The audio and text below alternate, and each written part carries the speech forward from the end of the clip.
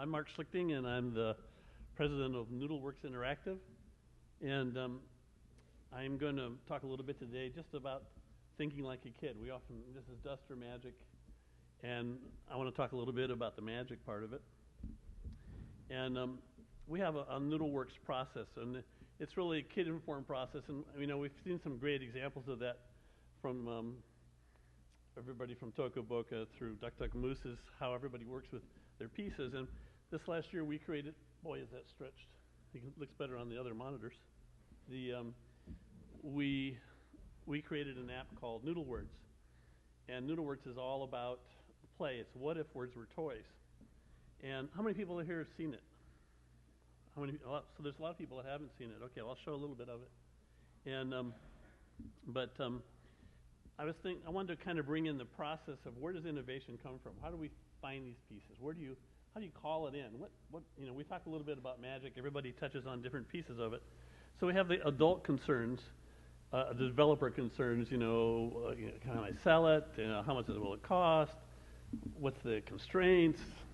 How's it fit in my product mix? What's the best way to market it? It's been a big discussion here, et cetera, et cetera, et cetera. Those are adult concerns. But kid concerns are different. They want to know, is it fun?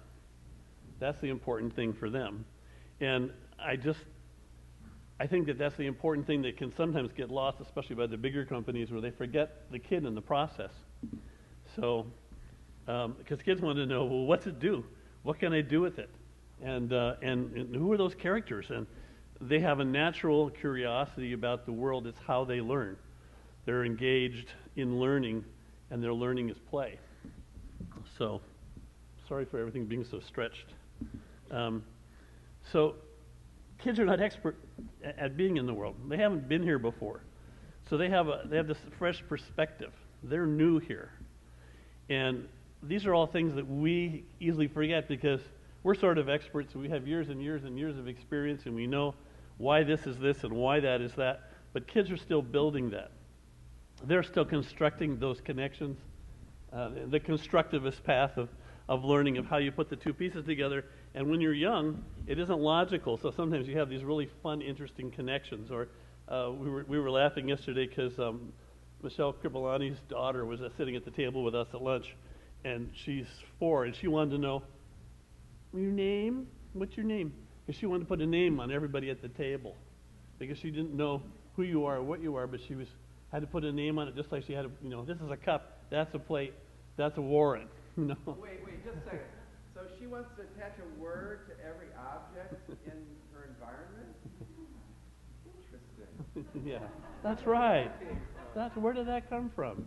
So they're constructing, and of course we all know, I love some of the Facebook pieces that Barbara Chamberlain and Caroline put up from DuckDuckMoose about just the interesting things that their kids say from day to day because they're so non sequitur that they're charming.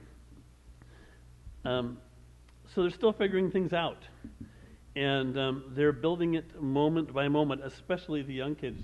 The really young kids, you can actually almost watch them over the course of a few days make that change. I had a grandson who used to come over to my house, and he was just learning to walk, and he'd stand at my refrigerator where I had all these magnets and spinning dials, and he'd barely get up, and he'd kind of hang on and do it. I didn't see him for 2 weeks, and the next time he walks up, and he's kind of hanging out there, moving things around, and I'm sitting on the floor with him, and I said, you're standing up. And he kind of looks over like, what? That's so 2 weeks ago, He just, now he was into the next stage. And that next stage that's the key thing, I think, in design, and I think we've talked about it some, is understanding where is the child at developmentally? Where is your target that you're aiming at? And I'll show you how that played out for us in NoodleWorks a little bit. They have a fresh perspective, and can we have that perspective? And how do we get that perspective? How do we connect with that kid perspective? Well, the best thing is to hang out with some kids. Caroline was talking about how, okay, I give in princesses, because in her household it was princesses, princesses, princesses. And that's where a lot of our ideas come from. Is it princesses or trucks? Or what is it that the kids are interested in? And then watch how they actually play naturally. They just get lost in it. They forget themselves. So I'm always looking at, well, what stuff does my target age like and don't like, and what are they into? You know, if it's a 5-year-old, I know he probably doesn't like a lot of confrontation. But if it's 7 or 8, or he's an 8-year-old, he probably likes a little more of that action. So there's just pieces that you look for. So when we're trying to come up with a new idea, we gather up toys and we gather up images and we put all this stuff together. It's kind of like the sandbox. And all the adult stuff is the framework for the sandbox. All those, what's the constraints of the platform, what are the other pieces, and this is the stuff we put in the sandbox that we ended up playing with. Take time to play. Creativity, there's like two kinds of creativity at one level. You might say one kind is the blue sky kind, where anything can happen, and the other kind is the kind of creativity where you're making creative decisions to get from point A to point B, the producer creativity. And when you finish a product and you've been successful, you were great, but then you got to go back to the blue sky creativity to open up your head up so that you can come up with something really innovative. You have to let your inner kid out. So about making magic, one of my favorite things is calling in the muse. This is a famous Greek pattern. Where does innovation come from? How do you find those pieces?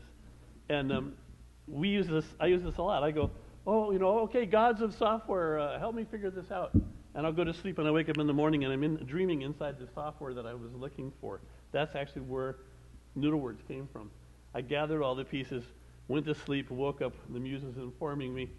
I heard this great interview with Elizabeth Gilbert, who did Eat, Pray, Love. And she was talking about what she learned about the muse from Tom Waits, the singer, songwriter, poet. And she's doing his voice.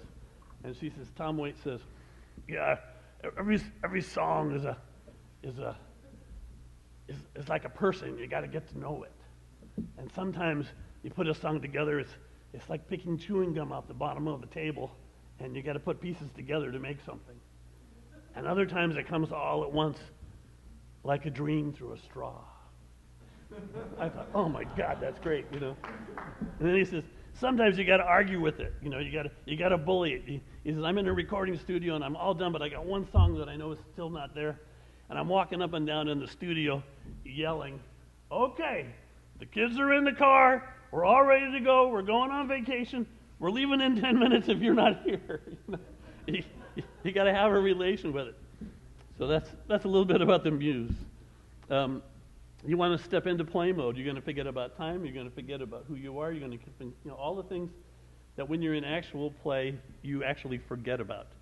You're in a different space. You're just in the here and now, and you're completely absorbed in flow or any of those other kind of great things.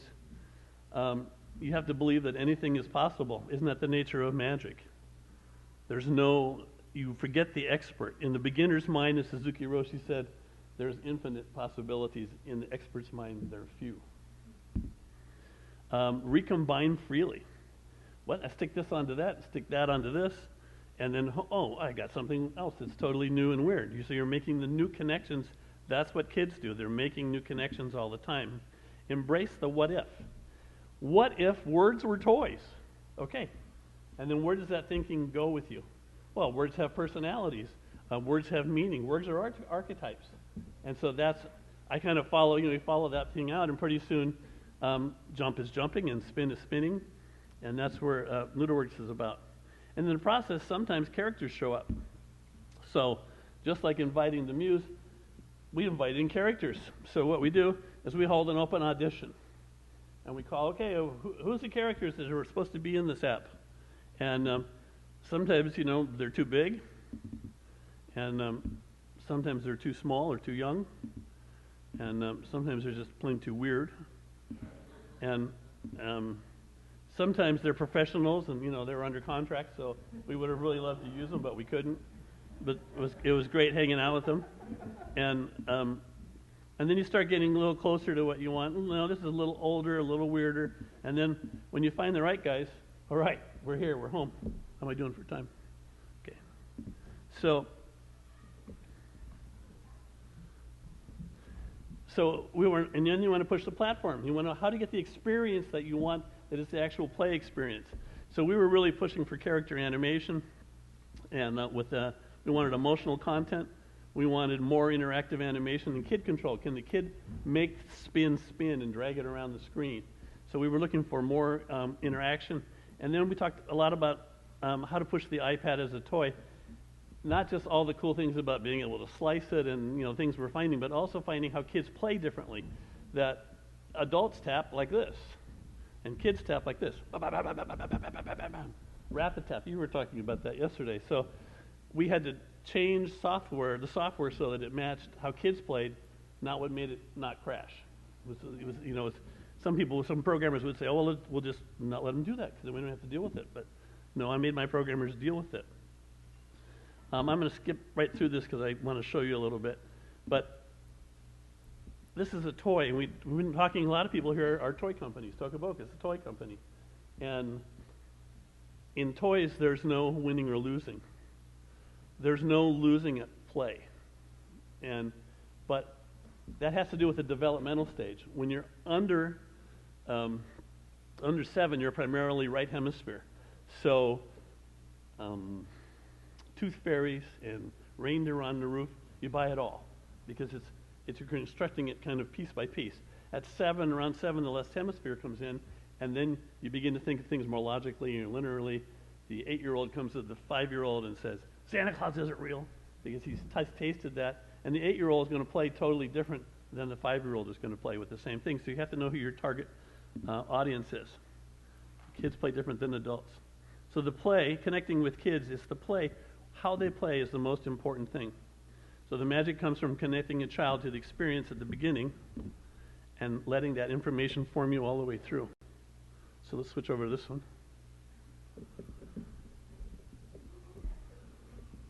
Say what?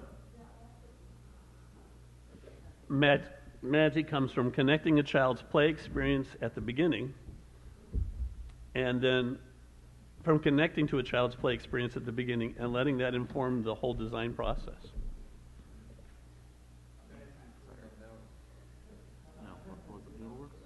This one here?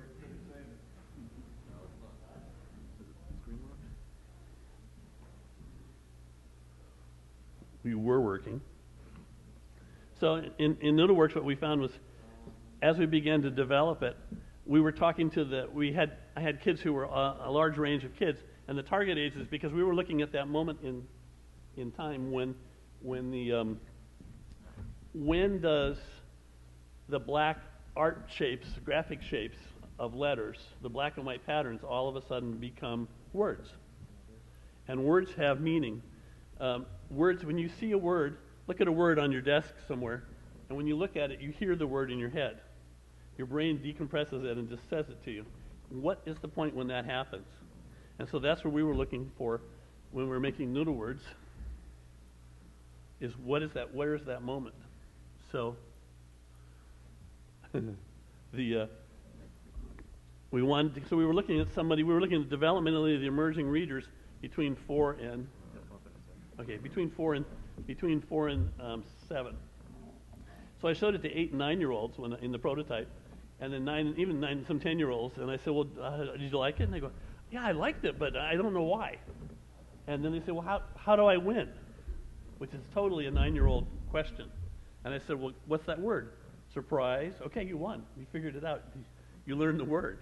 But there wasn't a word. But for the younger kids, so we were asking them, here's a little spin. Spin it around. And if you get it near the bugs, Spinning.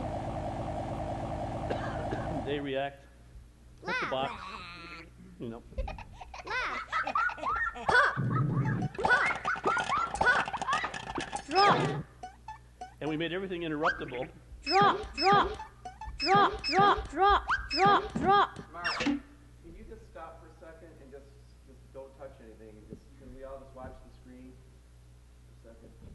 All right. This is the magic.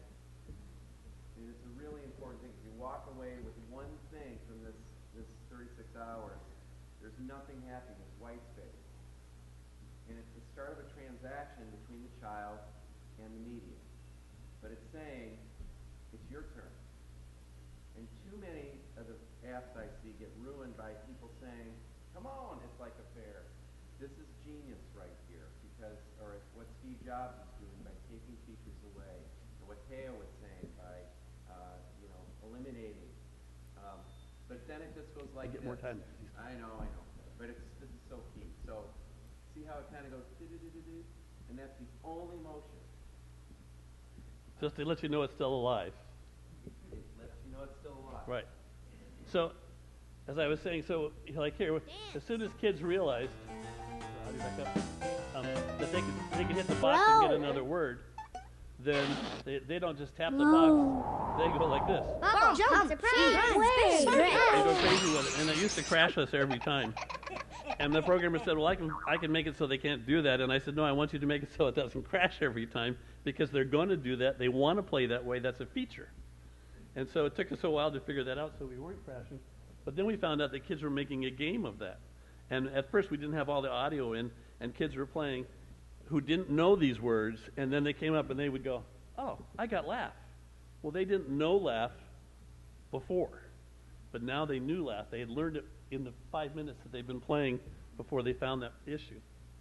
So this is really all an exploration of where we could go with it. And we made it so that all the words could be, shake. You can also get everything to work from here. They all have shakes, Surprise! Surprise! So each of the bugs has their own animation, and there's an animation that happens in between all of them. I'll just do a couple more. Run! Run! So it runs until you tap it again. Eat. Eat. Eat. Eight. But if you hold it down, Eat. then and the kids go over here and they pretend they're eating. They'll say, no, we had a bunch of games we could have made with this. So we found out that we didn't really get to make a lot of games because this was all that the kids cared about. In fact, I'll show you one here where we had bump. I was showing, Bump. and the kids had all these ideas for bump, where Bump. Bump. where you could, I'm pushing it left and right and up and down. You go down and make some bump. Bump. And but when we wanted to give them the opportunity to do this, and now you're forcing the bugs to bump their butts. Something. And of course, then when you let go, they go, "Oh, what are you doing to me?" And that's a kid-informed design right there, because what they wanted was in the gameplay part of it, they were saying, well, we could have a ball floating around in here, and then when I go like that, I can hit the ball and make it bounce all over. That was an 8-year-old, but the 5-year-old said, more bugs, more bugs. So we had to go back and add 4 times as many bugs to it. Let me just show you one last, and then I'll go on. Stretch. Kid-informed design. Stretch. So we wanted to make it so Stretch. that you could stretch. The words were what they were, right? I'm stretching it, and I'm letting it go. And as soon as we showed it to kids, they went, well, what happens if I shoot this? So we had to go back and change our design. So they kept making more work for us, but then it made it a lot more fun for the target age group. And so connect with kids. Let the child's play, connect with the child's play experience in the beginning, and let that inform the whole design process. Thank you.